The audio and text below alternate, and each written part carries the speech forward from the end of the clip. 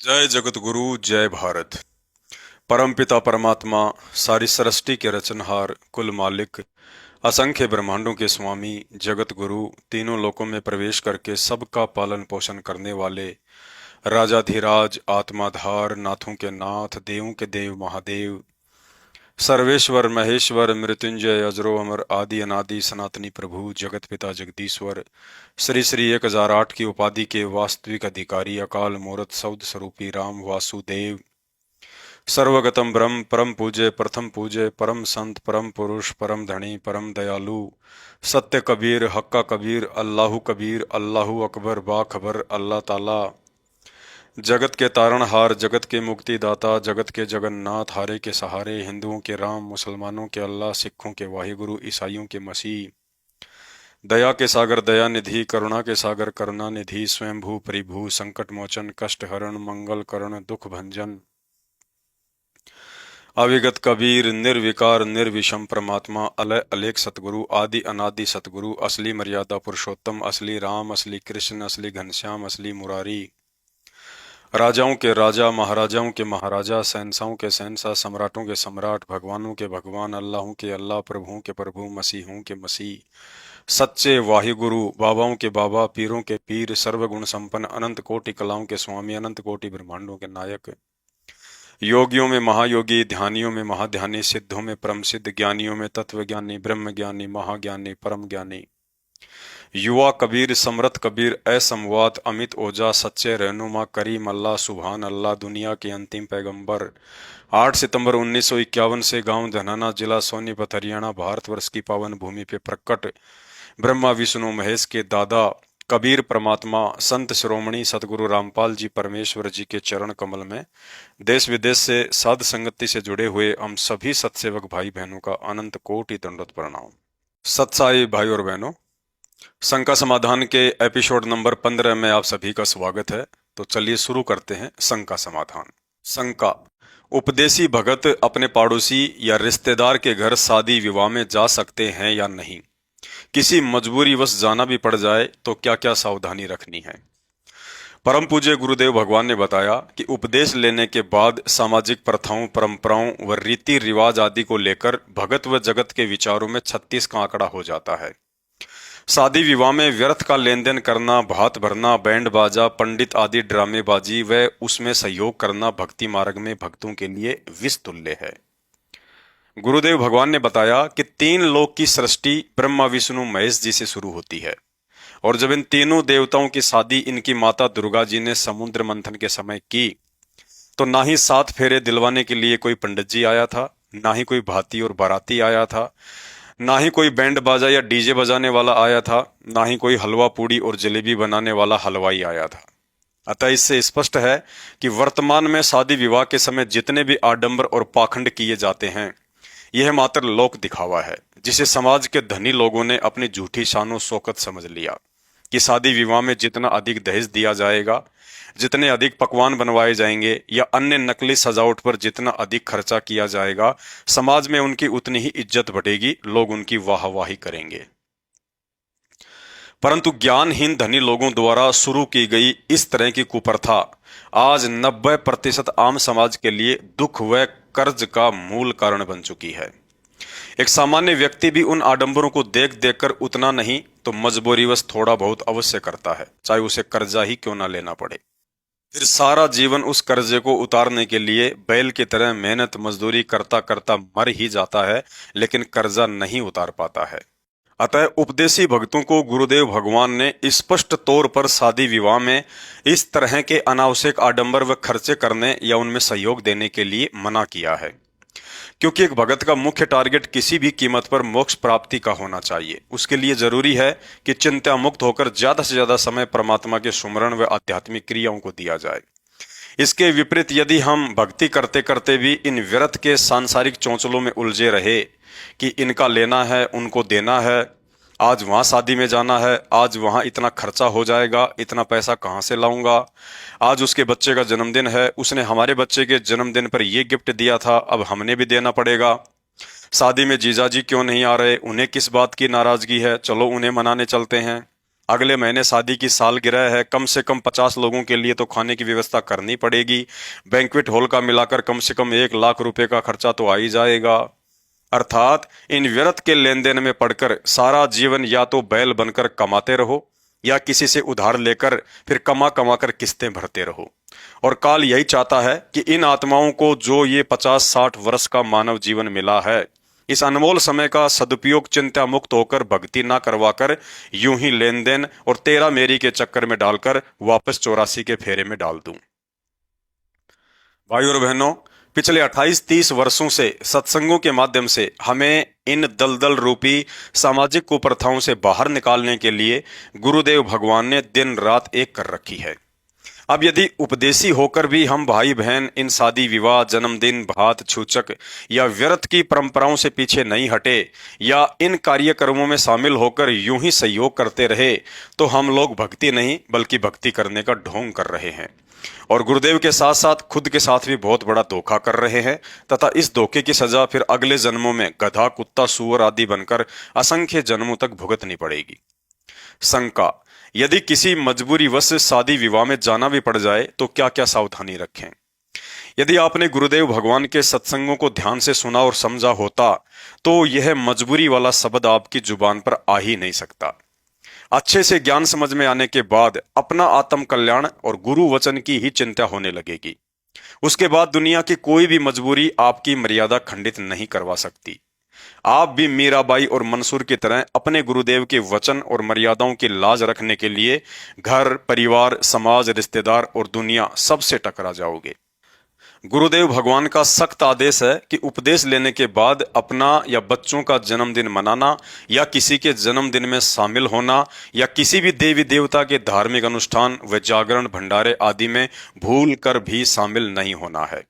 रही बात शादी विवाह में जाने की, तो ज्ञान में कमजोर भक्तों के लिए गुरुदेव भगवान ने बताया कि आपको जाना भी पड़ जाए तो वहां किसी भी आडंबर, लेन देन व पूजा पाठ में शामिल नहीं होना है और ना ही सहयोग करना है। एकांत में बैठकर अपना भजन कीजिए या किसी रिश्तेदार के साथ भक्ति मार्ग की चर्चा कीजिए। लेकिन हम सब जानते हैं कि पाखंड की दुकान पर जाकर यदि साधु बनने की कोशिश करेंगे तो हंसी मजाक के पात्र ही बनेंगे। अतः ज्ञान आधार तो यही कहता है कि ऐसे भक्ति विरुद्ध कार्यक्रमों में जाने से बचना चाहिए।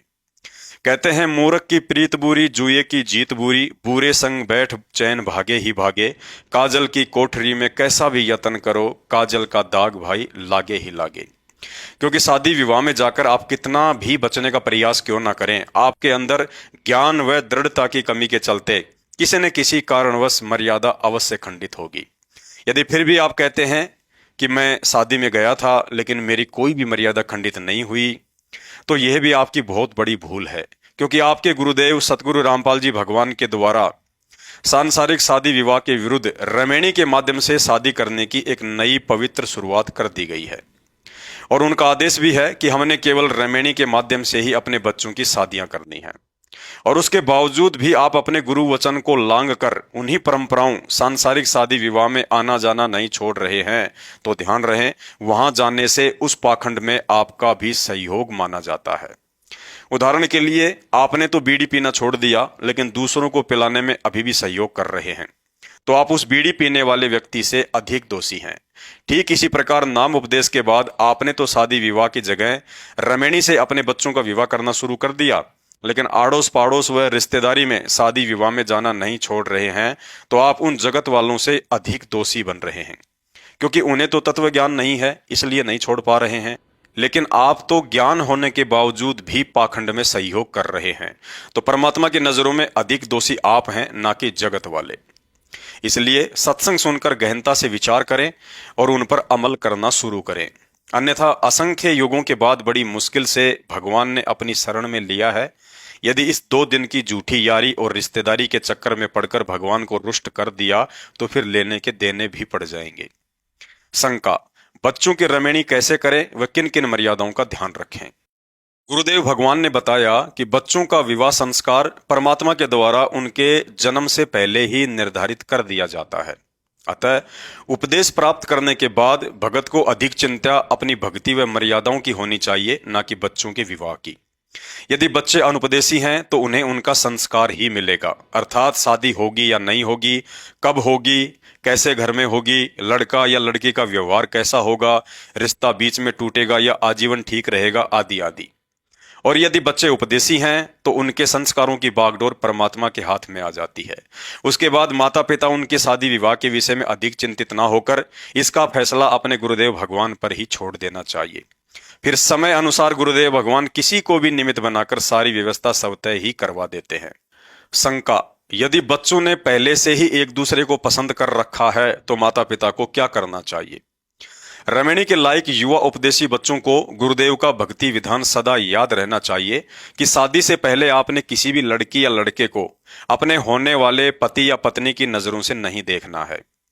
ना ही किसी सत्संग या सेवा में रहते हुए उपदेशी लड़के या लड़की ने आपस में शादी की बात करनी है। किसी भी उपदेशी लड़के या लड़की ने शादी से पहले ना ही तो अश्लील बातें करनी है और ना ही किसी भी तरह का शारीरिक संबंध स्थापित करना है। जब तक आपके माता पिता के द्वारा आपकी रमणी संपन्न नहीं करवा दी जाती है या माता पिता नहीं हैं तो किसी और सत्संगी के माध्यम से रमणी संपन्न नहीं हो जाती है, तब तक सत्संगी होने के नाते एक दूसरे के साथ भाई बहन के रिश्ते में ही रहना है। यदि आपको विश्वास है कि भगत के संस्कारों की बागडोर गुरुदेव भगवान के हाथ में है और समय आने पर मेरी कोशिश के बिना भी वह संस्कार अवश्य जुड़ जाएगा, उसके लिए चाहे माता पिता निमित्त बने या कोई रिश्तेदार या अन्य भगत भाई बहन, तो उसके बाद अपनी किसी भी गुरु बहन से अपने रिश्ते की बात खुद ने नहीं करनी चाहिए। अन्यथा शादी से पहले अपनी गुरु बहन को पत्नी की नजरों से देखना मर्यादाओं के विपरीत है। शंका: मैं उपदेशी हूं, मेरी उम्र 25 वर्ष है, लेकिन माता पिता अनुपदेशी हैं। उनकी जानकारी के बिना एक लड़की को पसंद कर रखा है, हम दोनों शादी करना चाहते हैं, क्या करें? यदि आप दोनों उपदेशी हैं और माता पिता की जानकारी के बिना एक दूसरे को पसंद कर रखा है तो शादी से पहले भूलकर भी शारीरिक संबंध स्थापित ना करें। शादी से पहले भाई बहन वाला रिश्ता ही कायम रखें। भले ही आपके माता पिता अनुपदेशी हैं, फिर भी आपका कर्तव्य बनता है कि आप दोनों अपने माता पिता के सामने शादी का प्रस्ताव अवश्य रखें। यदि दोनों पक्षों से माता पिता शादी के लिए अनुमति दे देते हैं तो आप जी मर्यादा के साथ रमणी पद्धति से ही शादी करें। यदि लड़का लड़की दोनों के माता पिता अनुपदेशी हैं और रमणी के द्वारा शादी के प्रस्ताव से सहमत नहीं हैं, तो ऐसी स्थिति में माता पिता की आज्ञा व सहमति के बिना शादी करना एक सत्संगी के लिए उचित नहीं है। इसका समाधान यही है कि आप अपने पूज्य गुरुदेव भगवान से इस विषय में प्रार्थना करें और जैसा भी आदेश मिले फिर वैसा ही करें। शंका: मैं उपदेशी हूं तथा माता पिता अनुपदेशी हैं, लेकिन माता पिता अपनी पसंद की लड़की से मेरी शादी करना चाहते हैं, ऐसी स्थिति में क्या करें? यदि अनुपदेशी माता पिता अपनी पसंद की लड़की या रिश्तेदारी में आपकी शादी करना चाहते हैं तो आपको इसमें कोई दिक्कत नहीं होनी चाहिए। माता पिता कभी भी अपने बच्चों का बुरा नहीं सोचते हैं, लेकिन ऐसी स्थिति में आपको अधिकार है कि आप लड़की के माता पिता के सामने अपनी भक्ति मर्यादाओं के विषय में खुलकर चर्चा करें। दहेज रहित व किसी भी तरह के आडंबर व पाखंड रहित रमणी पद्धति से शादी करने का प्रस्ताव खुलकर रखें। यदि उन्हें आपकी शर्त मंजूर है तो आप जी शादी के लिए हाँ कर दें, अन्यथा आपको शादी का प्रस्ताव ठुकराने का पूरा अधिकार है, चाहे आपके माता पिता राजी रहें या नाराज रहें, क्योंकि आत्म कल्याण व मर्यादाओं को लेकर किसी भी कीमत पर समझौता नहीं किया जा सकता है। शंका: मैं उपदेशी हूं, दोनों पक्ष रमणी के द्वारा मर्यादाओं के अंतर्गत मेरी शादी करने को तैयार हैं, लेकिन लड़की अनुपदेशी है, क्या अनुपदेशी लड़की से मेरा शादी करना उचित होगा? कोई भी व्यक्ति जगत से ही भगत बनता है। आप जी शादी से पहले लड़की के सामने अपनी भक्ति व मर्यादाओं को लेकर खुलकर चर्चा करें। यदि लड़की शादी के उपरांत आपकी भक्ति में बाधा उत्पन्न न करने का वचन देती है तो आप जी शादी कर सकते हैं, और कोशिश करें कि उस आत्मा को भी ज्ञान समझाकर तथा अपने व्यवहार से प्रभावित करके गुरुदेव से नाम उपदेश दिलवाने का प्रयास करें। शंका: भक्ति मार्ग में कोर्ट मैरिज करना उचित है या अनुचित? कोर्ट मैरिज अक्सर वे लोग करते हैं जो शादी को लेकर अपने माता पिता के फैसले से नाखुश होते हैं या उनके माता पिता अपने बच्चों के फैसले से नाखुश होते हैं। यदि भक्ति मार्ग में कोर्ट मैरिज करना उचित होता तो सतगुरु रामपाल जी भगवान ने रमणी पद्धति से शादी करवाने की आवश्यकता नहीं पड़ती। अतः जल्दबाजी में, अज्ञानता में या भावनाओं में बहकर इस तरह के फैसले करना भविष्य में दुख का कारण बनता है। पूज्य गुरुदेव जी हम आत्माओं को ज्ञान व भक्ति देकर कलयुग में सतयुग जैसा एक ऐसा माहौल पैदा करना चाहते हैं जहां बच्चे अपने माता पिता व गुरु को मन कर्म वचन से भी चोट ना पहुंचाएं, जहां बच्चे सदा ये सोचकर माता पिता व गुरुदेव की उस प्रत्येक आज्ञा का पालन करें जो उनके भक्ति मार्ग में सहयोगी होती है, कि माता पिता व गुरु कभी भी अपने बच्चों का बुरा नहीं चाहते। यदि हम माता पिता की आज्ञा व गुरुदेव के भक्ति विधान के विपरीत जाकर कोर्ट मैरिज करते हैं तो ये सभी को दुखी करने जैसा कर्म है।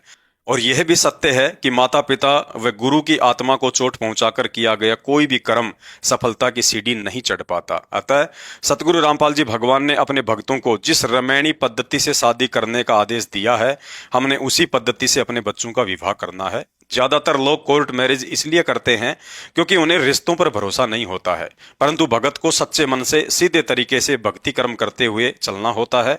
यदि आपको कहीं मैरिज सर्टिफिकेट की आवश्यकता पड़ती है तो आप कोर्ट में जाकर अपनी शादी को रजिस्टर्ड करवा सकते हैं, इसमें कोई दोष नहीं लगता। सन 2014 बरवाला कांड के उपरांत साध संगति के अभाव में आज संगत में होने वाली 50% रमैनियां साल 6 महीने के अंदर ही टूटती जा रही हैं। सैकड़ों बहनों का जीवन नरक बन चुका है। अतः काल प्रेरित सतलोक आश्रम मैनेजमेंट हरियाणा से जुड़ी आत्माओं से प्रार्थना है, रमैनी के विषय में साध संगति से जुड़कर सोच समझकर ही कदम उठाएं तथा रमैनी को रामायण बनाकर पूज्य गुरुदेव जी की बदनामी का कारण बनने से बचें। शंका: उपदेश प्राप्त भक्तों ने बच्चों की रमैनी में क्या क्या सावधानी रखनी है? यदि गुरुदेव भगवान आश्रम में हैं तो सर्वप्रथम उनकी आज्ञा लेकर उनकी अनुपस्थिति में आश्रम में ही रमैनी करें, या जैसा भी आदेश मिले वैसा ही करना चाहिए। आज वर्तमान 2024 में पूज्य गुरुदेव जी हिसार जेल में बैठे हैं और बाहर आश्रमों में उनके नाम से धार्मिक धंधा शुरू हो चुका है। अतः ऐसी स्थिति में ज्ञान को आधार बनाकर मैरिज हॉल या टेंट आदि के अनावश्यक खर्चों से बचते हुए दोनों पक्षों में से किसी एक के घर पर ज्यादा से ज्यादा 15 से 20 व्यक्तियों की मौजूदगी में साधारण तरीके से ही रमैनी संपन्न करें। रमैनी में प्रतिदिन घर पर बनने वाले साधारण भोजन की तरह ही भोजन की व्यवस्था करें। मिठाई के रूप में ज्यादा से ज्यादा खीर व हलवे को शामिल कर सकते हैं। दुनिया की देखा देखी अनावश्यक खर्चा व दिखावा करेंगे तो दोनों पक्ष परमात्मा के दोषी बनेंगे। रमैनी के दौरान किसी भी सांसारिक परंपरागत रीति रिवाजों को फॉलो नहीं करना है, जैसे पंडित बुलवाना, टीका या लगन देना, भात भरवाना, बारातियों की भीड़ लेकर आना, दहेज का लेन देन करना, मुहूर्त निकलवा कर रमैनी करना, सोने चांदी या नकली आभूषण पहनकर रमैनी में बैठना, दुनिया की तरह शादी विवाह वाले फैंसी कपड़े पहनाकर लड़का लड़की को रमैनी में बैठाना, विदाई के समय लड़की या माता पिता के द्वारा रोने धोने का नाटक करना आदि के चक्कर में बिल्कुल नहीं पड़ना है। रमैनी के दौरान लड़का लड़की ने ना ही तो हाथों में मेहंदी लगवानी है और ना ही कोई मेकअप आदि करवाना है। रमैनी के बाद विदाई के समय रिश्तेदारों को तिलक लगाकर विदा करना, जुहारी में पैसे, घड़ी, सोने चांदी की चैन आदि देकर अपने कर्म नहीं फोड़ना है। रमैनी के बाद अपने रिश्तेदारों को या यार दोस्तों को इकट्ठा करके रिसेप्शन पार्टी देकर कोई भी फालतू की ड्रामेबाजी नहीं करनी है। ध्यान रहे, काल प्रेरणावश इस दौरान आपके समाज या रिश्तेदारों की तरफ से यदि किसी बात को लेकर संघर्ष का सामना भी करना पड़े तो गुरुदेव भगवान पर विश्वास रखते हुए उन्हें अज्ञानी बालक समझकर लड़ाई झगड़ा या क्रोध करने से बचना है। यदि आप चुप रहेंगे तो कुछ समय उपरांत वे खुद ही शांत हो जाएंगे। तो शंका समाधान में आज केवल इतना ही। शंका समाधान के और अधिक वीडियो देखने के लिए हमारे Facebook page Pawan Das is live को फॉलो करें। वीडियो अच्छा लगे तो शेयर करें। बंदी छोड़ सतगुरु रामपाल जी परमेश्वर जी की जय हो।